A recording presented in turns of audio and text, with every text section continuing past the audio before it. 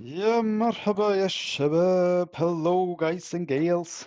Mm, so, new video.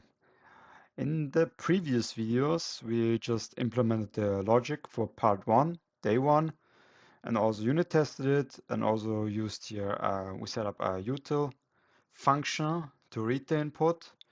And now let's see if we can solve um, part 1 of day 1. So, let's create the function main. And here we got input.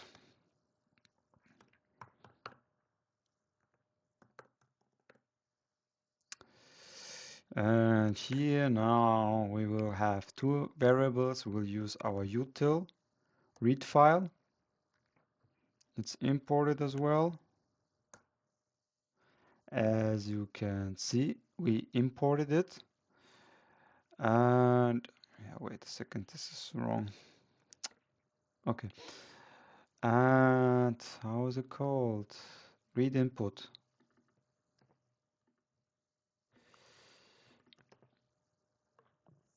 And as you can see, we have imported our util function.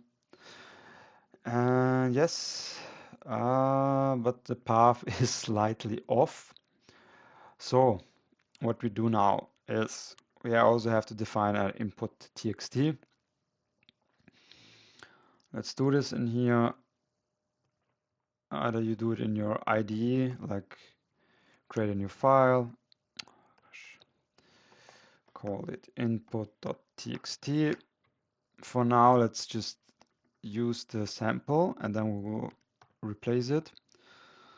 Let's do the sample in here. We will, in a few minutes, we will adapt this.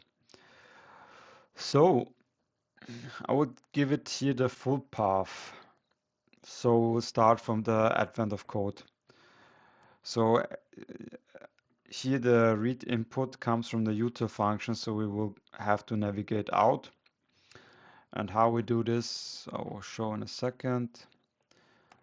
So slash, so we will start at the beginning of the root. Gosh, where is it? Slash. And we will have here the name of basically the whole name here.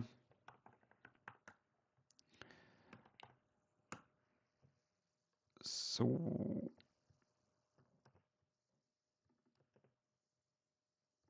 like this. And then we have slash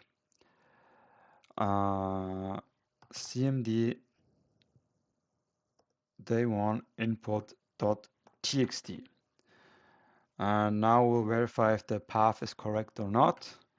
If we got an error, we'll log fatal error, and that's it. Otherwise, we will just print the solution right now. Here we'll use fmt.println,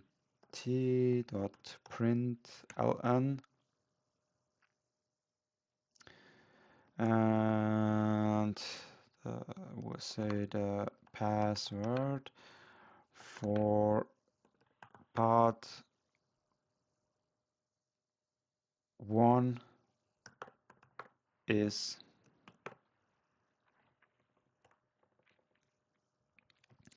and here we put the count point style 0, and here we put just input what we got. Yes, that should be, sorry. Count dial 0, yes, but we have to use parse instructions. Actually, we can do it a bit cleaner. We can say here rotations in a step between.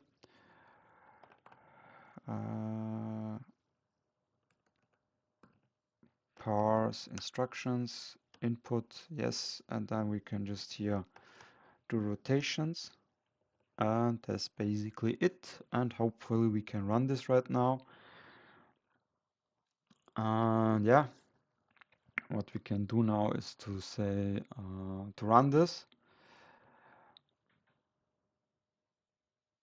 Looks good. should be also here at the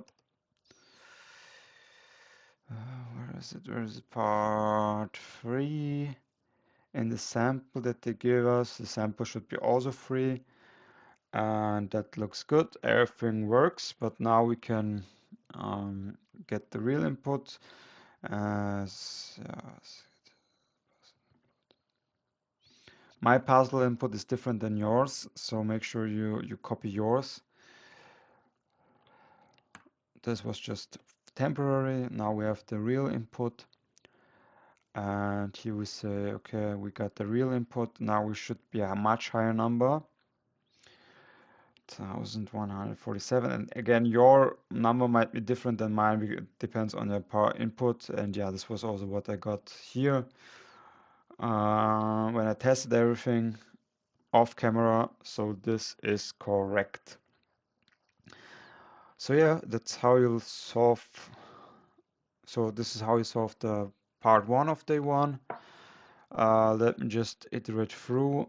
Yeah, if you just go here, input, error, use the util function to get the input. Otherwise, it will return an error. And yeah, that's basically it.